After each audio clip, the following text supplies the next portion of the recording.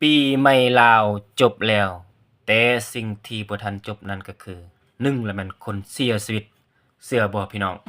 2แล้วแม่นคนตีกันนี่จะเป็นการญาติแฟนบ่ถูกแฟนนอกใจบ่เออ3แล้วแม่นเรื่องคู่ผัวเมียบ่อิจฉากันบ่ผิดกันบ่เข้าใจกันจนได้ตีกันจนได้ปะได้ห่างกันก็มีพี่น้อง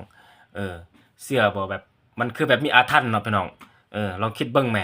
เออ คันฮอดปีใหม่ลาวล่ะมีโลดคนเสียชีวิตคนตีกันบ่คนอ่าปะห่างกันบ่เลิกกันบ่มีโลดเลยพี่น้องอันเรื่องคนเสียชีวิตส่วนหลายก็จะแม่นแบบขี้รู้จักเนาะตัวเองเมาหลาย2ละแม่น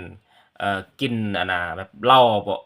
กินเกินกำหนดนะจนเฮ็ดให้ร่างกายตัวเองรับบ่ได้2มาแล้วกินเมาหนักๆแล้วแม่นโดดใส่น้ำเลิกๆแล้วจมน้ำตายก็มีพี่น้องเนาะหรือว่า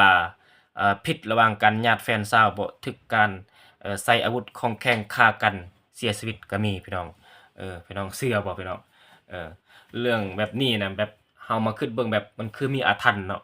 เออคันว่าฮอดปีใหม่ลาวแล้วแม่นมีโลดแหละเรื่องคนเสียชีวิตคนตีกันคนญาติแฟนกันเรื่องผัวเมียตีกันจนได้ป้าได้ห่างกันมีโลดแหละพี่น้องเออตัวนี้ถือว่าแบบเฮามาสังเกตเบิ่งนำกันพี่น้องคันว่าฮอดปีใหม่ลาวแบบ มันอยากมีทุกปีนะแบบเหตุการณ์แบบนี้เกิดมานะพี่น้องเออเอาจังได้ก็